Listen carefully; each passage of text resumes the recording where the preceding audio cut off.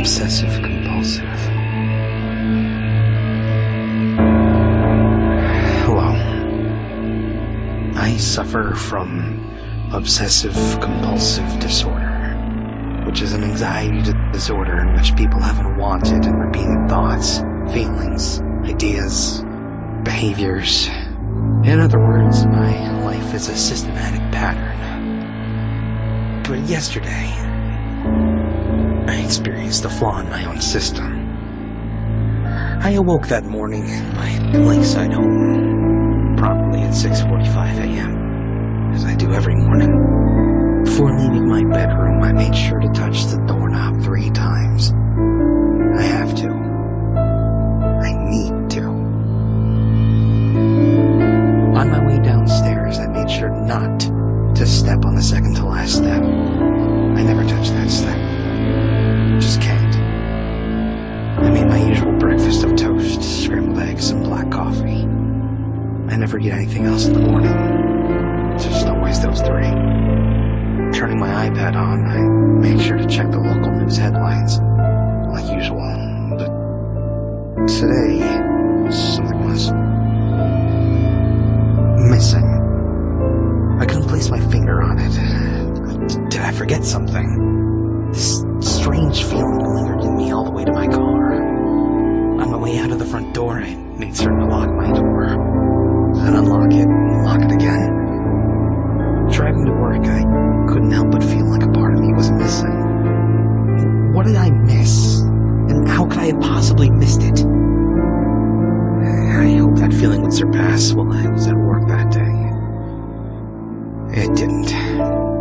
It stayed with me for 12 whole hours. I left the office at around 6:45 p.m. and headed back home. About 25 minutes into my commute, I stopped for the red traffic light at the intersection of Marbury and Westway.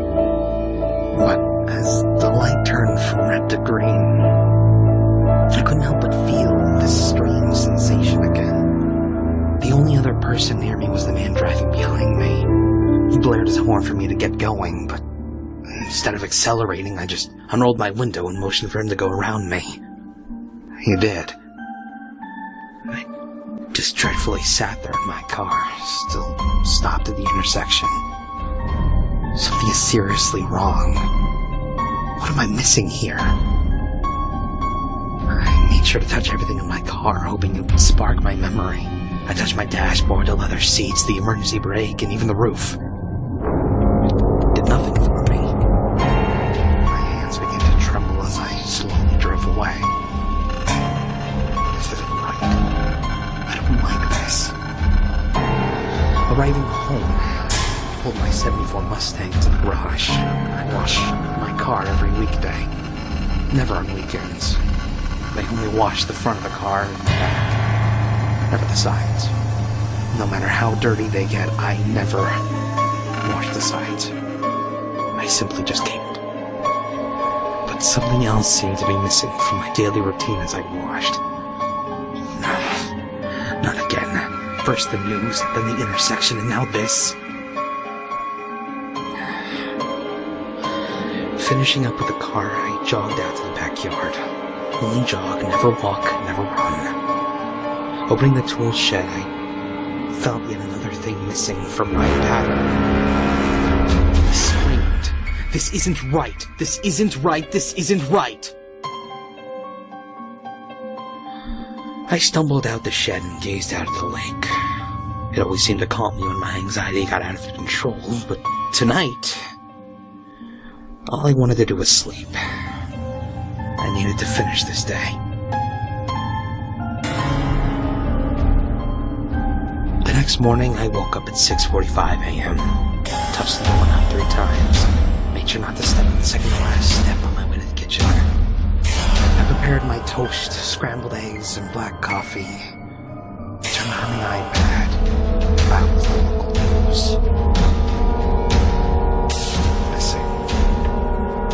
I became aggravated. What is it I could possibly be missing? I began to feel nauseous.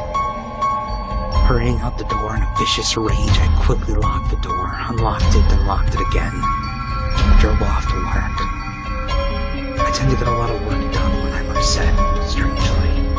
So, at least I felt some accomplishment when I left the office at 6:45 a.m. I drove fast on my way home. Very fast. What am I missing? I approached the red light in Marbury and Westwood. Come on, think. A man was walking in the middle of the intersection, on his way to the other side. Why can't I remember? The man's head spun as he noticed my Mustang coming straight for me at 5 miles per hour. I noticed him too. A wave of horror crossed over my face as I watched him dive to one side. I swerved into the same direction. A loud clump was made as I crushed the man underneath my vehicle. Oh God. Jumping out of my car, I hesitated on what to do. I lay there, writhing in agony, making horrendous guttural wails. I popped open the trunk to my Mustang, lifted the screaming man, and heaved him in. I drove. Upon entering my garage, I made sure to wash the blood off the front and rear of the car. The sides were not necessary.